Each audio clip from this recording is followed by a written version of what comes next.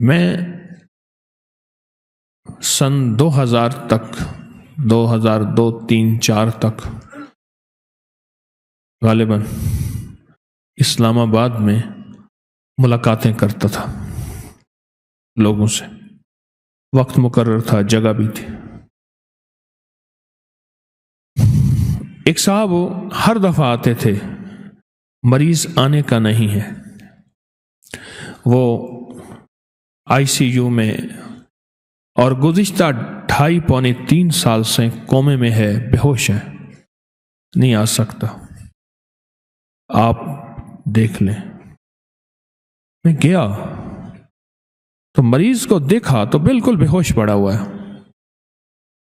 بہت بڑے اپنے شعبے کے بڑے تھے وہ شخص، ملک بھر کے بڑے لوگوں میں ان کا شمار ہوتا تھا. میں نے دیکھا نا، اسے کہنے لگے، کوئی کہتا ہے جادو ہے، کوئی کہتا ہے مرض ہے.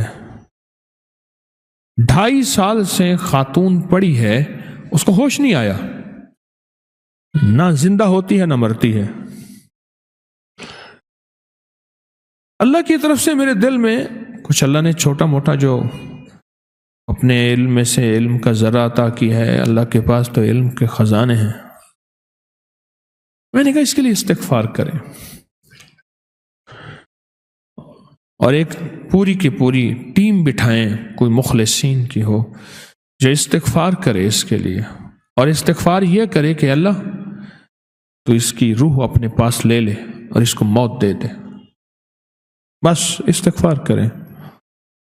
اسے کہنے لگے موت؟ میں نے کہا سچ تو یہی ہے جو میری سمجھ میں آئی ہے، میں اپنی سمجھ کا دعویٰ نہیں کرتا.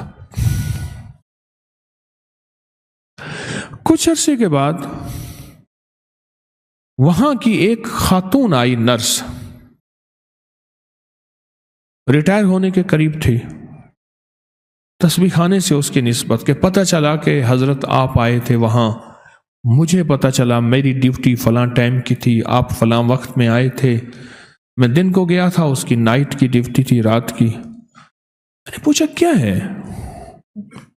مجھے تو وہ خاتون کسی پکڑ میں نظر آئی ہے.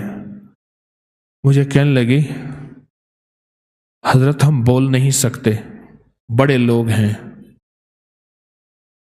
اس کی ایک ملازمہ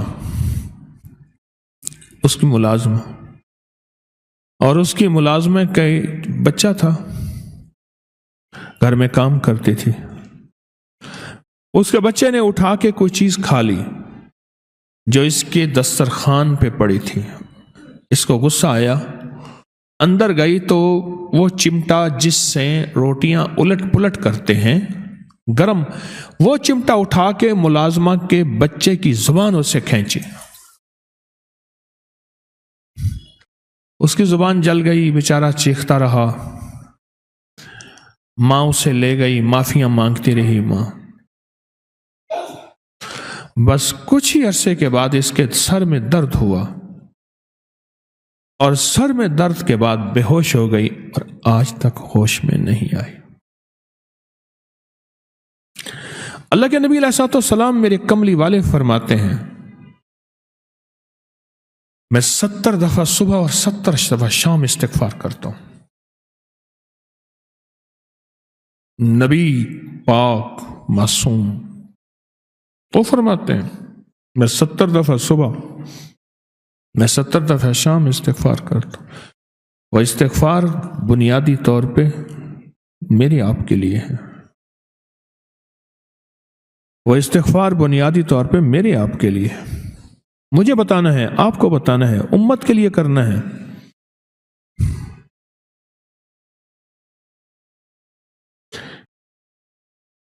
اور اگر استغفار ہماری زندگی سے چلا جائے، نکل جائے،